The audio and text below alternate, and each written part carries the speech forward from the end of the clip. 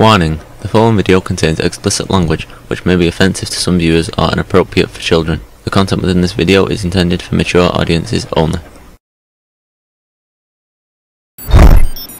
Are you ready?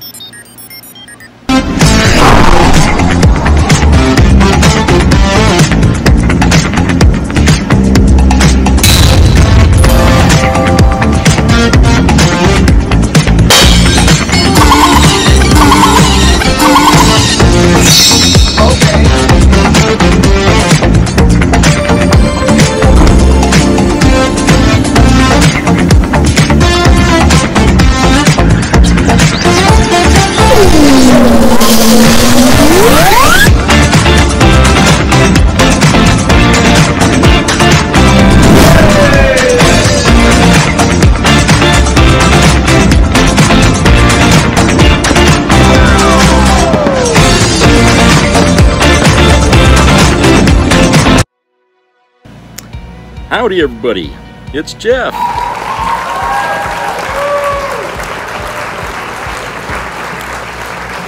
Welcome to the show everybody. I hope everybody's having a good day. Today it's cloudy, but you know, sun's been popping up, you know, pretty consistently. So it's not really hot, it's like in the mid 70s, so it's pretty nice out. And they were saying rain, but I think the rain has been more south of us. I guess it doesn't really seem to be coming here in Bangor. But we did get some rain though last night. Wasn't much, just a little bit, just enough there to damp the ground some. And you know, it's okay. I mean, you know, at least that string of rainy days here is kind of not with us. But you know, you see the clouds are still trying to come back in here, but it looks like it's going to be okay now.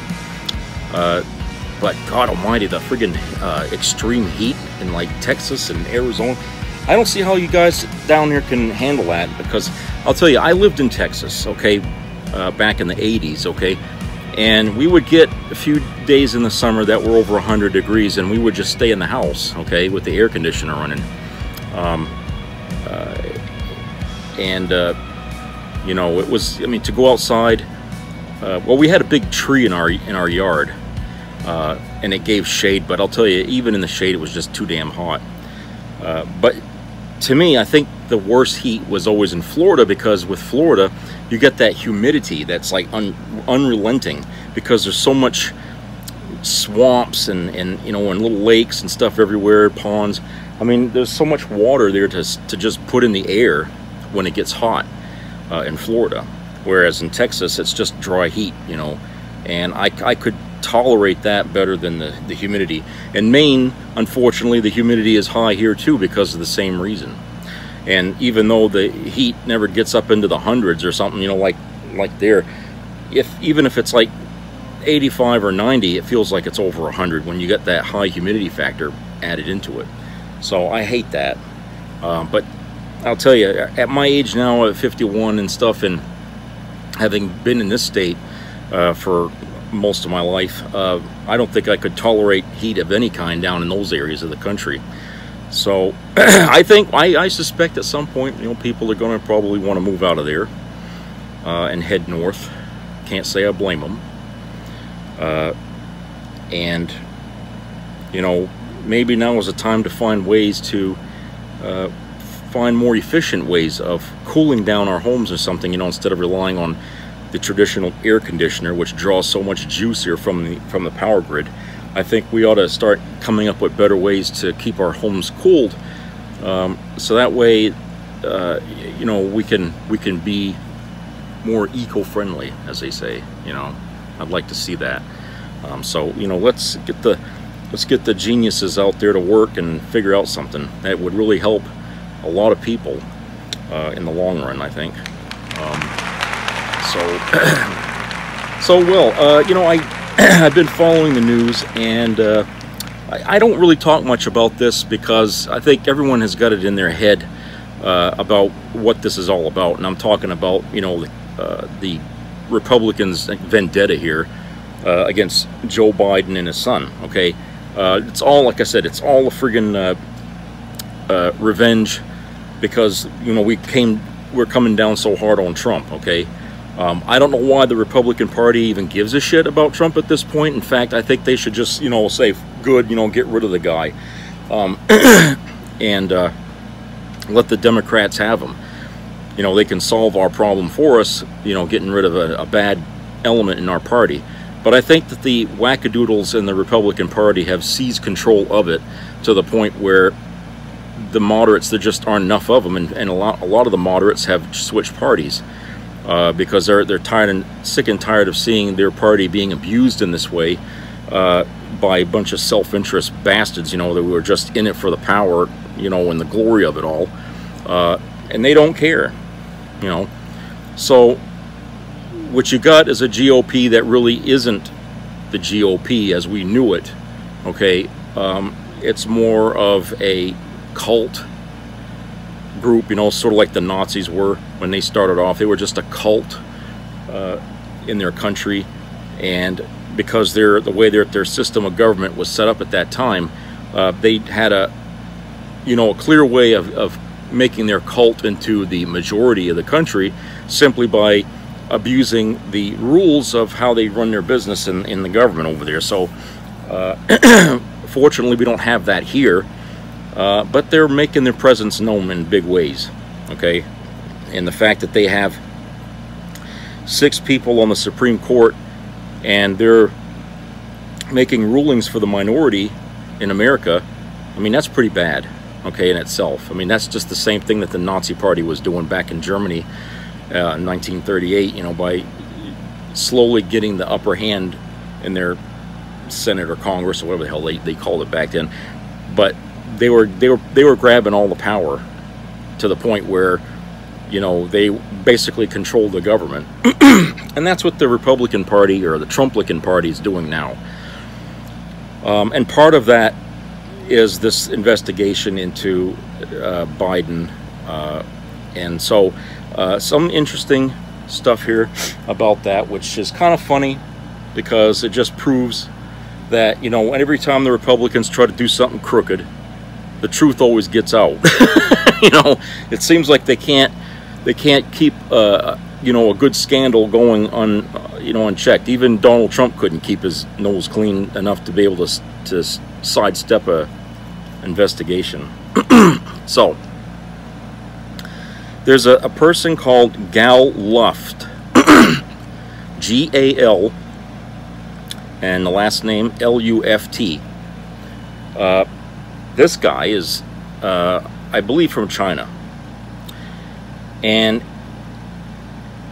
he has multiple citizenships in different countries here, okay? He's an arms trafficker, and you know, apparently he was some sort of whistleblower into what was being investigated to the Bidens here. Let me read here something here that might summarize this better. Let's see. This is from U.S. News, written by Brett Backman, Eric Albalacker, entitled GOP's Missing Biden Probe Witness Faces Laundry List of Federal Charges. The missing witness, long touted by Republicans in Congress as the missing link to their probe into alleged Biden family corruption, was accused of being an unregistered foreign agent for China and an international arms trafficker while violating U.S. sanctions on Iran and lying to investigators, among a laundry list of other federal charges, unsealed Monday, just yesterday. Dual U.S. Israeli citizen Gal Luft was originally charged in November 1st of 2022 and arrested in February, according to a statement from the U.S. Attorney's Office in the Southern District of New York. Luft had already skipped out on his bail while in Cyprus awaiting extradition to the U.S. for the case in March, though he alleges that the sprawling case against him represents political persecution and retaliation by the Biden administration against a potential witness. The House Oversight Committee has for months touted a secret informant who could provide evidence of an alleged quid pro quo deal for foreign aid between an Obama-era Biden and an unnamed country though details of the arrangement remain murky and unverified at best. Those claims partially unraveled when Representative James Comer, Republican from Kentucky, in May held a much-hyped press conference in which he promised to expose the preliminary findings of 4 months' worth of scrutiny into the Biden family's business dealings while failing to air any real evidence of corruption. He then offered a partial excuse for the failure. Their star witness had up and disappeared. The situation was memorialized in a much-publicized Fox News interview in which a credulous Mariah Bartiromo appeared shocked by the revelations. Ooh. Quote, well, unfortunately, we can't track down the informant, unquote, the Kentucky representative said.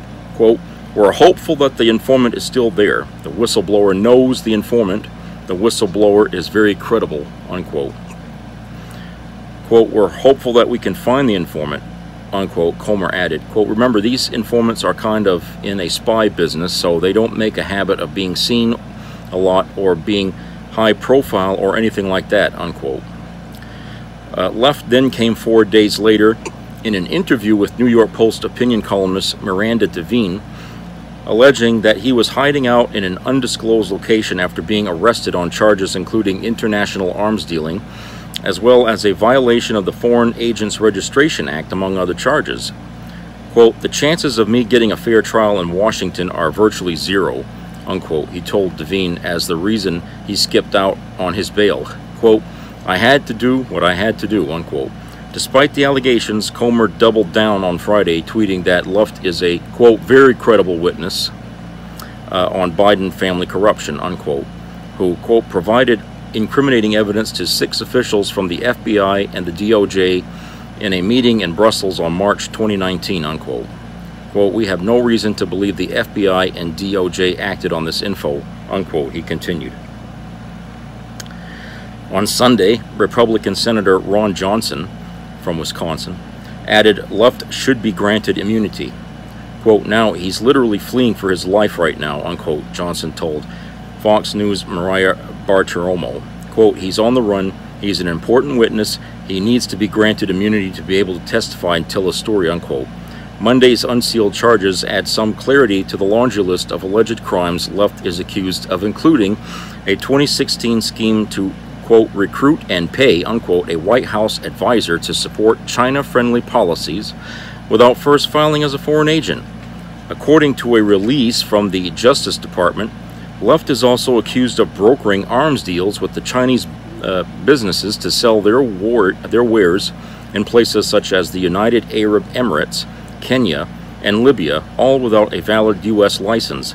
Federal authorities allege they have proof Luft hawked anti-tank launchers, grenade launchers, mortar rounds, aerial bombs, rockets, and even drones. To make matters worse, Justice Department prosecutors say he lied to them during interviews about the alleged scheme. Quote, during a voluntary interview with U.S. law enforcement in which he was asked questions about his involvement in arms trafficking, Luft made multiple false statements, including that he had not sought to engage in or profit from arms deals, unquote, the department's statement reads. Luft is also accused of brokering deals for Iranian oil, which he falsely labeled, quote, unquote, Brazilian, in violation of U.S. sanctions. In all, Luft faces 36 counts that carry a maximum of 100 years in prison, according to the Justice Department. Boys, oh boys, oh boys. And the Republicans want to give this guy immunity just for, you know, squealing on something in contrast to all that, you know, small. I mean, come on. I mean, what is it with the Republican Party?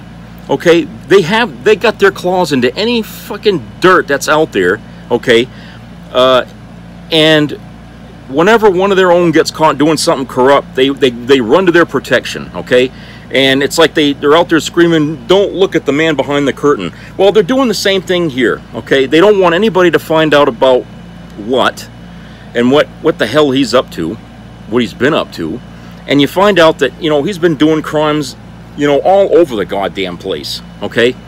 And this is their fucking star witness. I mean, their whole case was hanging on this fucking whistleblower, okay? Their whole case was resting on this guy, and now we find out that his credibility is ridiculous, okay? He has no credibility. And any decent prosecutor is going to rip this guy apart on the stand. The Republicans really should just shut the hell up at this point and just, you know, cut their losses, okay? They're not going to get the Bidens using this fucking guy. You know, they're better off doing a real investigation instead of doing this half-ass, you know, let's get a guy that can be a whistleblower. No, they need to do a real investigation and actually find some fucking evidence that's physical, you know, and a smoking gun like we've got with Trump. Okay, we didn't have to rely so much on whistleblowers to nail Trump. We got evidence going out our asses here on what this guy did. Okay, what they're trying to do is try to make a big fucking case like what we got against Trump, but it all hinges on a witness whose credibility is shot to hell all over the world, okay? And no wonder he's on the run, okay? He's never going to set foot in this country, okay? The minute he gets off the plane, they're going to handcuff him, okay? Before the Republicans can get to him. This guy's a fucking, you know, he's untrustworthy, okay? He's working with our enemies, for Christ's sake. You know, I feel like, you know, this is, like I said, another example of how Republicans try to spin something in order to retaliate against the Democrats. Whenever they're caught doing something wrong, they have to do something in retaliation for it. And this was their big thing. They've been sitting on this Biden thing here for God knows how long, and for years they never had a fucking thing, okay, to throw at that family, okay, nothing. And the only thing they could get is this mysterious witness, whistleblower here, as they call him, that says that he knows everything about what the Bidens did. Oh, okay, well, in other words, you're hoping that the credibility of this witness can be believable. I mean, that's the first thing about a whistleblower is, are you going to believe this guy or not? Okay, they don't think of that. But in no time at all, they dug into this guy's background, and they said, hey, look, this guy's been on our fucking radar since like last year. Okay, we know about this man. And so do people in the Republican Party, and I guess they figured that they could use him and get away with whatever kind of bullshit they're trying to throw at the Bidens here to basically take attention off Trump and the multiple things that he's going to be facing court cases here for in the coming days. Okay, this stuff here about Biden is just, you know, it's just it's as thin as a sheet of paper. They've got nothing, okay, to come up with this phantom whistleblower here who's got no fucking allegiance to anybody, I guess, except maybe China. That's probably where he's at right now. And the Republicans are still going on Fox News saying, oh, this is a very important witness. He knows everything. You know, of course they're going to say that now with everything that's coming out about this guy. I mean, you know, the media is even laughing their asses off at the Republican Party for, you know, trying to pass this guy off as a legitimate whistleblower here and a credibility that's untarnished. Right at this point now, he couldn't be any deeper in the mud than he already is. Okay, the man he doesn't have any credibility. He's lost all that today. So whatever Republicans think they were going to get out of this guy, it's too late now. He screwed it up big time. So for them, what they ought to do is just say, you know, screw it. You know, we're going to have to, you know, sit on this again for however long they want to. I think this whole thing is in the hands of the Trumplican Party now anyway, and I think the legitimate GOP, you know, basically had shut the book on this thing, you know, because it was leading them nowhere. Okay, but the Trumplicans, you know, they think they smell blood in the water, and they were going after Trump here for this. I mean, they were going after Biden for this, excuse me, and it's all blown up in their face now. Their star witness has fled, turned away from them, and they can't find him, and they're probably never going to find the guy now. Okay, and that's just as well, because until, you know, this will just, you know, take this Biden shit off the news front pages, and, you know, and we can focus back on the real crimes that's been going on in our country. rooted in the Trump administration, which is, you know, something that Americans right now may not want to hear, but, you know, in order for us to avoid having to go through this in the future, it's something we have to hear, okay? We have to know that our democracy was at risk. We have to know that we had a president who didn't care that our democracy was at risk, that he wanted it to be at risk. He even wanted to see it torn apart in order for him to get what he wanted, okay? It was all about being president for another 4 years, dodging more court callings and stuff like that, you know, so he wouldn't have to answer for things, okay?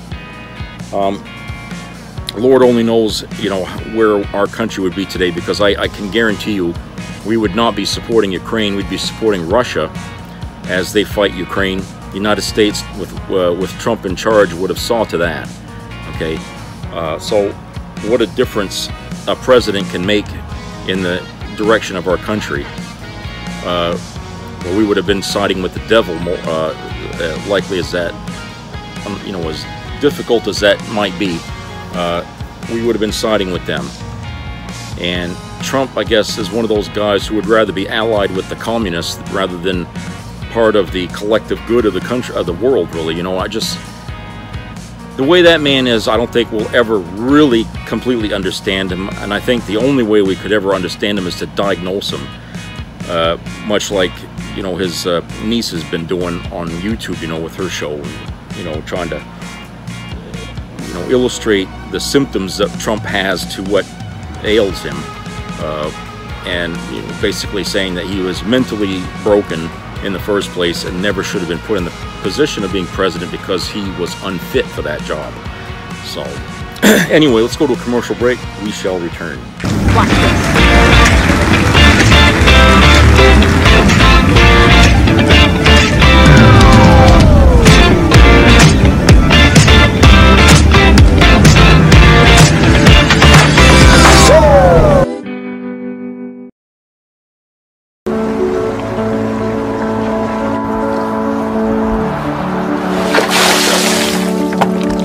This is me. This is me.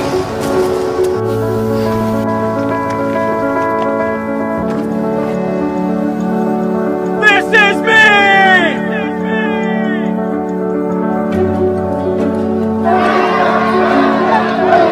This is me. I'm Alex Curtis. I'm a lobsterman in Maine, and this is me.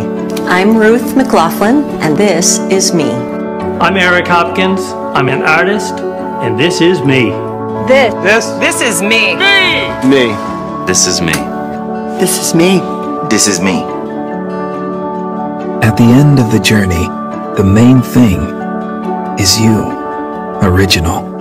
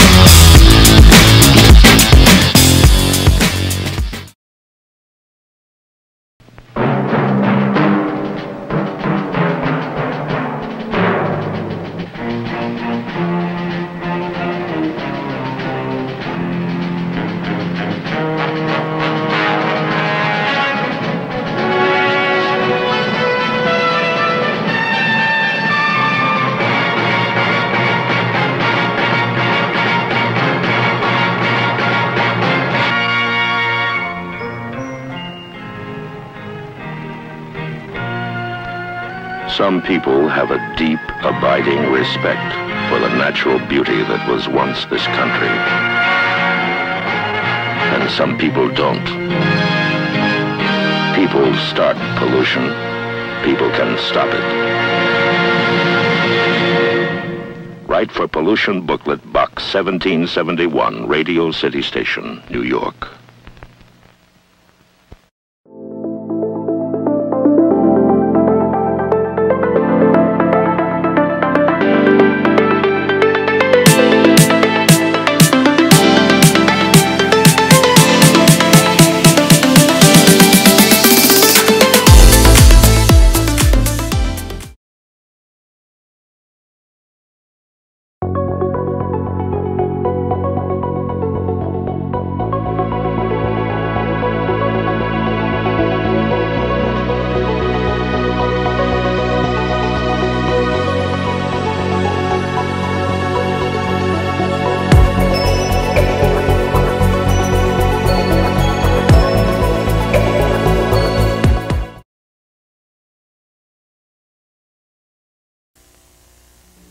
Be a part of the entertainment value of a lifetime.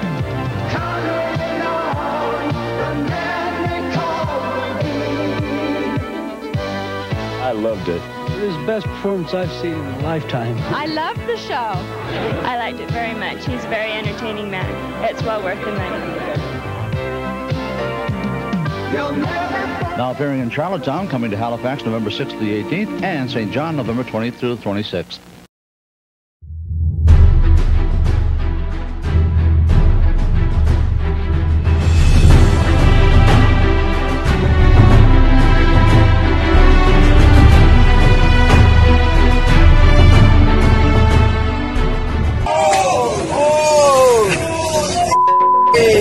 Get that?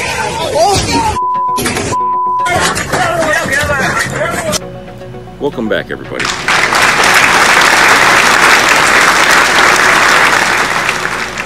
Okay, there's a topic here I want to cover here, but I want to give a little bit of a background here on this first.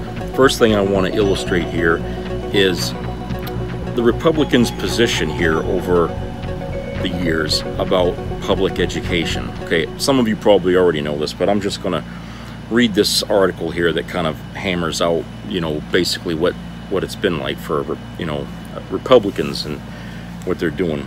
Now, this article here is from the Soapbox.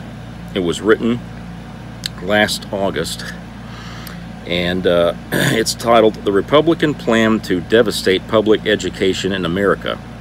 Conservatives talk about school choice. What they really want, though, will result in the end of public education for the poor and disfavored minorities like LGBT people. Republicans and white conservatives have long been hostile to public schools. School desegregation drove white evangelicals to become the strongest Republican demographic. Ronald Reagan promised to end the Department of Education in 1980. Trump put Betsy DeVos in charge of the Department of Education precisely because she was a leading proponent and funder of defunding public schools and funneling it to religious schools. During her confirmation hearings, it became clear that she knew nothing about education and provided plagiarized and laughably bad answers to questions, asserting that teachers need guns to ward off grizzly bear attacks. Republicans talk about, quote, school choice, unquote, and putting God and prayer back in schools. What they really want, though, will result in the end of public education for the poor and disfavored minorities like LGBT people. Their plan looks like this. Parents are given a voucher for several $1,000s that comes out of the state education budget. The money can be spent on tuition for charter or private schools, micro schools, which are collective homeschooling, or regular homeschooling. Republicans say the money goes to the kids. In reality, it reduces money going to public schools to a point where the schools will be dramatically underfunded. Conservative states such as Arizona, Florida, and Texas have been particularly aggressive in quote-unquote school choice reform that undercuts school funding. Pennsylvania gubernatorial candidate and insurrectionist Christian nationalist Doug Mastriano goes a step further. His educational plan is to eliminate property taxes, which is where half of the money for Pennsylvania schools comes from, and replace the lost revenue with vouchers for $9,000. This covers only half of what it costs to educate a student there. Cutting public education spending by more than half would destroy public schools for millions of students. Unlike private religious schools, they must comply with the Americans with Disabilities Act and other state and federal regulations, creating overhead. Drastic reductions in educational quality would be necessary to continue meeting even the most basic requirements, going far beyond eliminating art, music, physical education, and school counselors. In most cases, public schools would be forced to rely heavily on cyber learning, where a child is handed a tablet and watches educational videos and learning programs, receiving little, if any, actual instructional time. Teacher pay and requirements would be dramatically reduced to the point where anyone who passes a background check and can hand out tablets in the morning for a minimum wage is eligible. There is already a desperate shortage of teachers in the United States, and drastic cuts to educational spending guarantees more unqualified people in the classrooms. Unfortunately, using vouchers for private schools is not viable for most people. The dollar value of the vouchers is several thousand less than what most charter schools or private, usually religious schools charge. In Arizona, even advocates of the school voucher program, also called Education Savings Accounts or ESAs, admit that they cover only about 2/3 of tuition at most private schools, leaving parents responsible for thousands of dollars in costs out of pocket. Florida's history with vouchers shows us where this leads. Poor students promised a better education end up in low-cost, low-quality charter schools in abandoned strip malls that go out of business with little or no warning. With devastating results for the students, Republicans across the country have ensured that there is little to no oversight of charter schools, and that they do not have to meet many state education regulations. This is ostensibly to foster quote-unquote innovation, but in reality it is to make them more profitable and conceal how shoddy many of them are. In Ohio, as Jane Mayer reported in her gripping new article about the destruction right-wing Republicans have wrought in that state after a decade of GOP operatives siphoning off public school funding and directing it toward politically connected charter schools, state education rankings have slipped from 5th in the nation to 31st. The result is tremendous variance in the quality of charter schools, mostly reflecting how much funding they have. Quote, allowing the market to decide, unquote, hasn't created a rising tide that lifts all boats. Students with less money get a worse education, and charter schools don't seem to produce better results overall. You get out of a system what you put into it, and Republicans want to put as little as possible into the education system. Oversight for homeschooling and micro schools is even worse. There is no way to guarantee that ESA money is spent on real educational expenses rather than being pocketed for the expenses. There are no standards for requirements for homeschooling. There are no home visits to home schools or micro schools to see if they are teaching what they are supposed to. Opting out of standardized testing is usually easy. All you have to do is find someone with a teaching certificate in the state to sign off on a form stating that a child is performing at grade level. This makes it simple to cover up malfeasance, abuse, fraud, and neglect. Private religious schools are in many ways worse. Many of them were founded by segregationists in the aftermath of Brown versus Board of Education and remain nearly all white and racist today. There's very little government oversight of religious schools, leading to opportunities for graft and abuse. They do not have to comply with the ADA or Title IX, leading to discrimination, but higher test scores overall, since poorer children and students with special needs are generally excluded. nor do they have to comply with state civil rights laws protecting LGBTQ students or even students with LGBTQ parents, relatives, or friends. Similarly, these schools can function as outlets for religious and political indoctrination, teaching that the earth is 6,000 years old, or promoting the anti-historical jingoist nonsense contained in the 1776 report. Turning Point USA founder Charlie Kirk has started a network of anti-woke Turning Point academies in Arizona with plans to expand nationally. The first school has around 600 students and will open in Glendale this fall, thanks to a partnership between Kirk and Phoenix megachurch Dream City.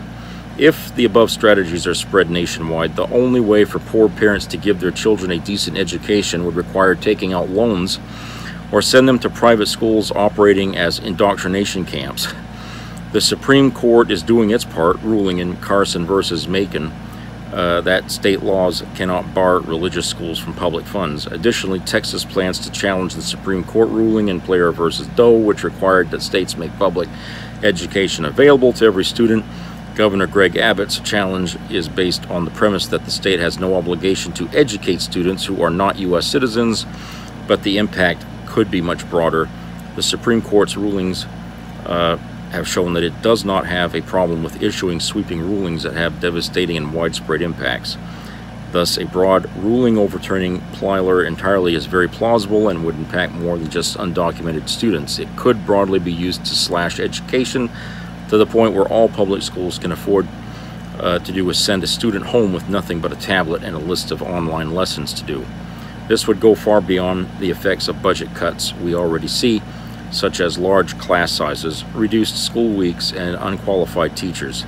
They would have broad discretion to refuse to educate anyone who failed to do their homework, got into disciplinary trouble, struggling with the technology was not keeping up with grade level, or literally any other reason that does not technically violate federal law in an effort to cut costs. Doug Mastriano hinted at this when he implied that it is not possible to educate some students because of their home lives, and that the state has no obligation to spend money trying to do so.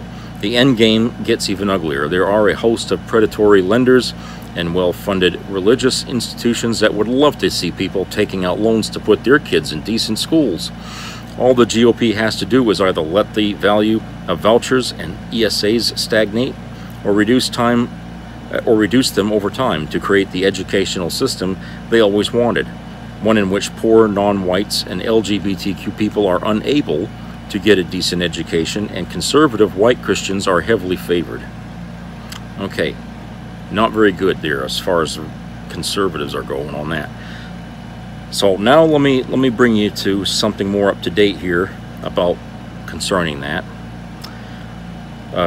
This article from the New York Post, written by David Rutz.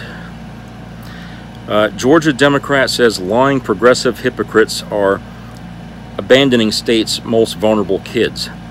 A Democrat in the Georgia General Assembly who angered her party by supporting a recent school choice bill says fellow progressives are hypocritically abandoning some of the state's most vulnerable people. Quote, "Why is no one fighting for young black minds? Why isn't that one of the things that we're fighting for?" Unquote, said State Representative Misha Maynor, said, adding, quote, "I actually say you are a hypocrite. That's what I tell them directly. You are being a hypocrite. There are state lawmakers right now where their children are in schools that they're not even zoned for. They're lying about their address, state lawmakers, but they won't vote for this bill," unquote. Maynor's deep blue 56 House district stretches from southwest Atlanta up into the Midtown area and includes schools in dire need of improvement. Asked why she supported the school choice bill that ultimately didn't pass, she responded she prefers the term, quote, parent choice, unquote. Quote, "I support parent choice because some parents have children in schools where their needs are not being met," unquote. She told Fox News Digital, quote, "In my district in particular, we have schools with 3% reading proficiency, 3% have obtained math proficiency by the 8th grade, and to say that this is just how it is and that the kids need to just suffer these consequences, I don't agree with that, and I don't think that all parents agree with that either," unquote. School choice has been a subject of intense debate for years, with teachers union-backed Democrats often fiercely opposing such measures as siphoning funding from public schools. Proponents say parents and children deserve opportunities for the best education and shouldn't be punished for living in poorly performing districts. School choice advocates also support expansion of charter schools, which have grown greatly in Georgia in recent years, and many of which count minority students as a majority of their enrollments. Charter schools are publicly funded schools that are independently run and include students who aren't in the immediate area. Teachers' unions often oppose them as well, since their teachers generally aren't unionized. Quote, "We should be voting at times just for our district and at times for the entire state of Georgia," unquote, Maynor said. The bill that would have expanded opportunities for students who attended Georgia's lowest rated schools was surprisingly shot down last month due to opposition from some rural Republicans. Georgia Senate Bill 233 would have created $6,500 vouchers for students at schools performing in the bottom 25th percent in the state to help pay for private school tuition and homeschooling expenses if they were inclined. Governor Brian Kemp, Republican, pushed for it, and it appeared to have the votes to pass under the Republican-controlled Golden Dome until 16 House Republicans voted it down. It's not dead yet, as it could still be brought for a vote at a later time. Any political battles in Georgia now attract outsized attention given the state's battleground status in presidential elections. Opponents of the bill said the vouchers would hurt local public school systems needing additional funding, particularly those in poor communities. The state planned to deduct public schools funded for each student that takes their education dollars elsewhere. The move was so unexpected that Democrats broke decorum and cheered its failure from the chamber's floor, the Atlanta Journal columnist reported. Maynor was the only Democrat who voted for it, and her fellow party members let her hear about it. A Democrat in the state Senate, Josh McClellan, offered $1,000 to anyone who would primary her. State Representative Michelle Au D linked to an AJC article about Maynor facing a primary challenge and wrote, quote, "This is about floridly whipping votes in favor of a harmful bill we took a caucus position against," unquote. McLaurian represents Sandy Springs, an affluent city known for its array of corporate headquarters in North Fulton County. Maynor retorted that he doesn't have children, represents a district with thriving schools, and has, quote, "no idea of what it means to live in a poverty-stricken community with no resources, with no hope," unquote. Quote, "To me, it's ludicrous," unquote, she said. Quote, "I think my fellow Democrats, and not all of them, I hate to say that because it's not all of them, some of my colleagues will march in the streets for abortion rights. I'm pro-choice. They were crying on the floor for transgender rights. They were very outspoken about anti-Semitism. My problem is, why is no one fighting for young black minds? And so to say that all these other issues are important, but a child living in poverty that's of color is at the bottom of your totem pole of priorities, that's a problem with the value system, if you ask me," unquote. Quote, "I can only assume it's because poor black children are not their priority," unquote, she added. Quote, "Let's put it like that. Until the Democrat Party wants to put poor black children as a priority, then State Representative Misha Maynor will continue to vote against them when it comes to these educational needs," unquote. She also said it was, quote, "absolutely the truth," unquote, that Democrats are afraid of running afoul of powerful teachers' unions. The Georgia Federation of Teachers has made removing Maynor from office a pet project. Quote, "Teachers don't necessarily agree with what the teachers' union supports, because guess what? Teachers have children in failing schools. Teachers have children that have special needs that benefit from these services, so I think the teachers' union is actually out of touch with their own constituency," unquote, Maynor said. Her constituents, she says, don't care if she votes on a straight party line, but instead thank her for keeping their needs in mind.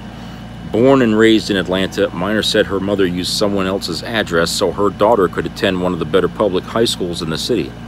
She also disagreed with the notion that more money needs to be put into public schools, but instead there needed to be more responsible fiscal governance from local boards.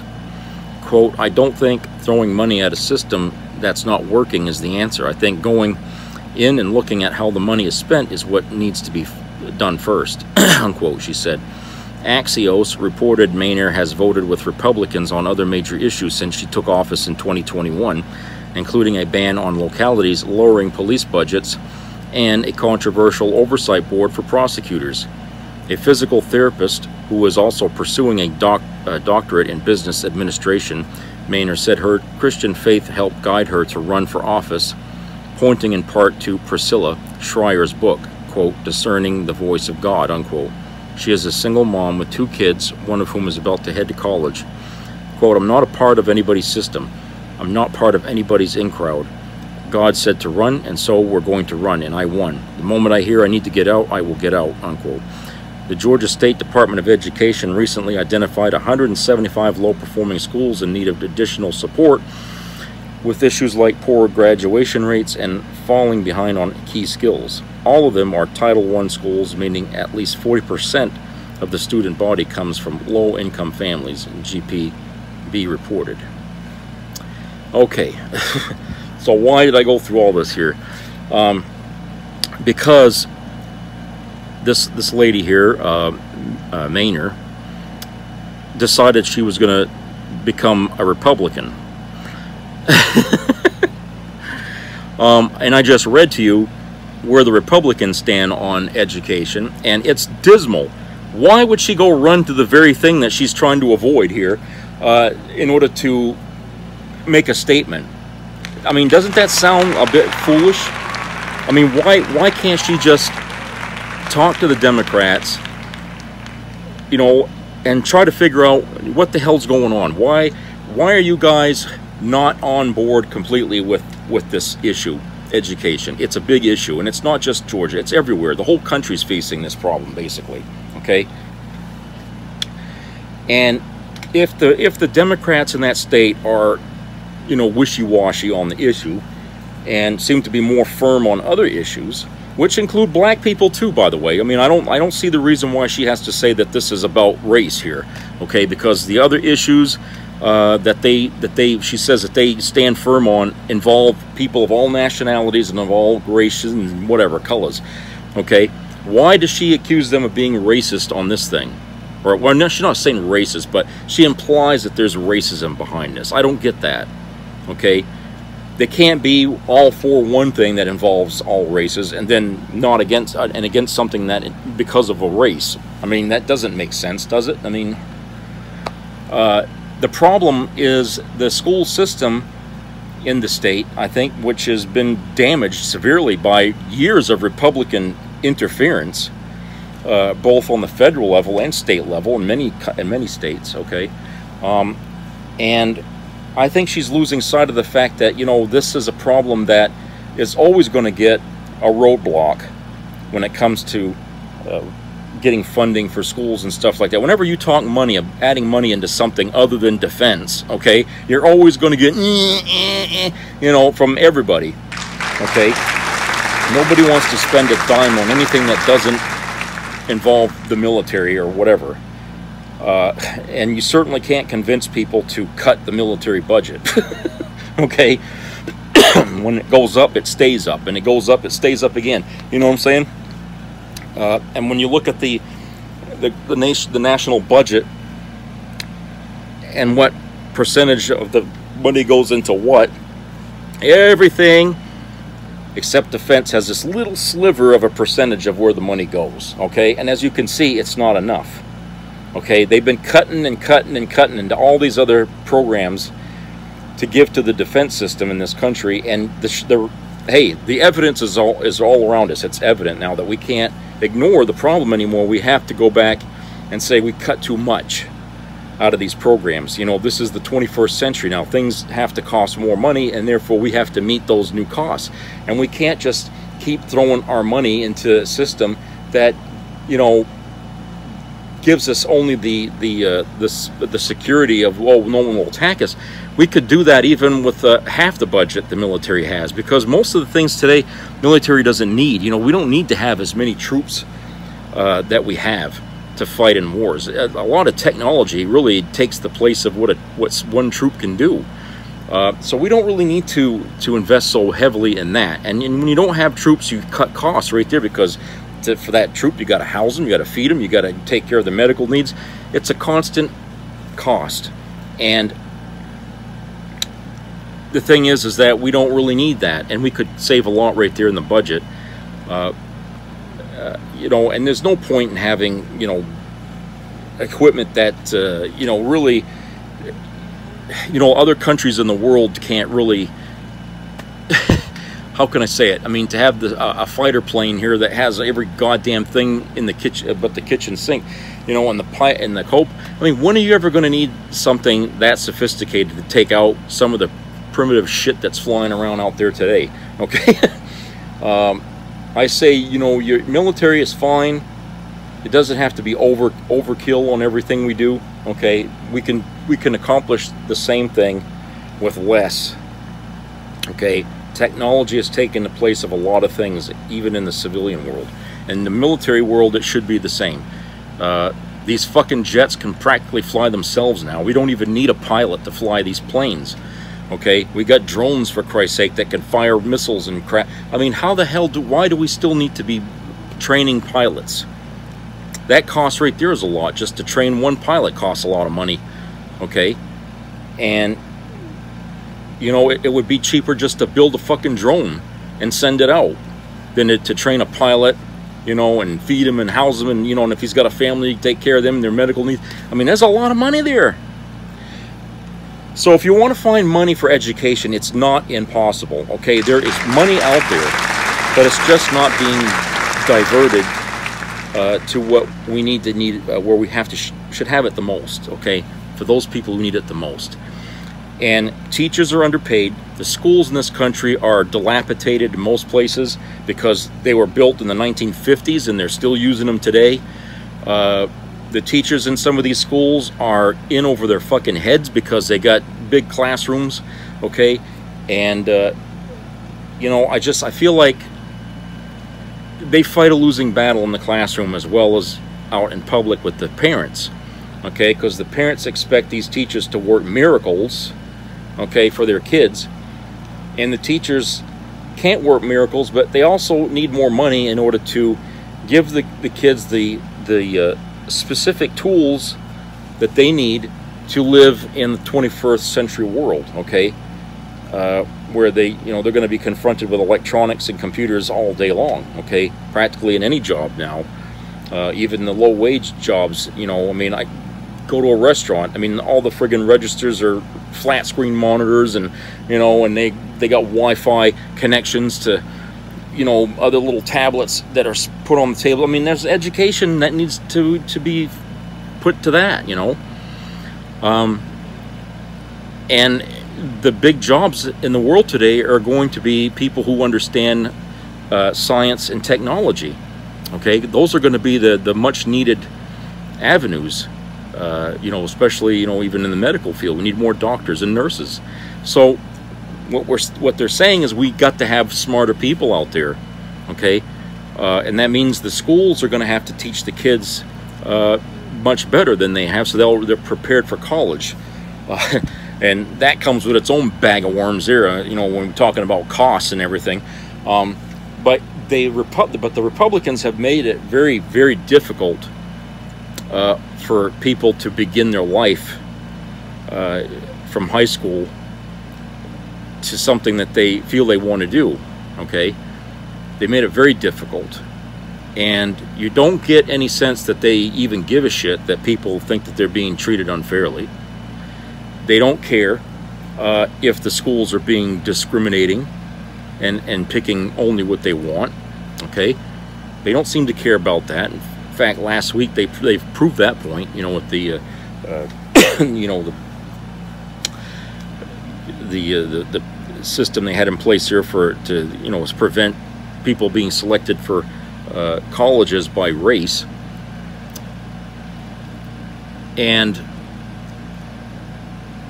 I can't see how anybody, especially this lady here, saying that joining the Republican Party is the answer to her woes, when there's so much background there that says that they're not.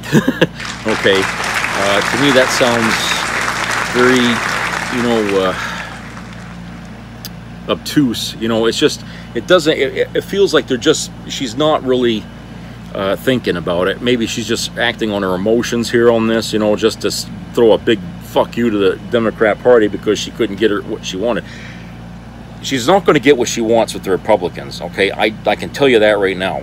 She's not going to get it with them either. So she's going to be facing the same problem with them as she did with the Democrats. So instead of flip-flopping on parties, why doesn't she just sit down and fucking hammer things out with these people? She needs to develop her skills in enlightening these folks as to the importance of educating the kids.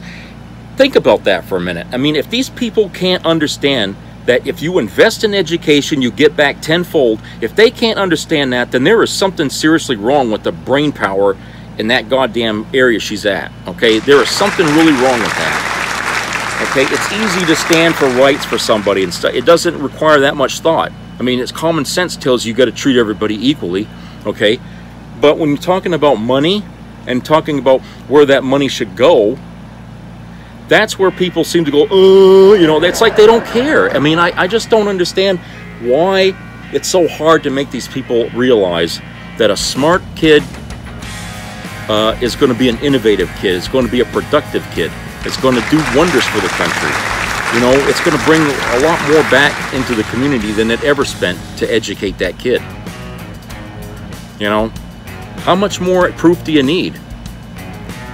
And the Democrats she's talking about that weren't on her side on this thing, you know, maybe they ain't so much Democrat as you might think. You know, maybe they're more right wing than, you know. And there's certainly Democrats out there that should be that are in the wrong party, as far as I'm concerned.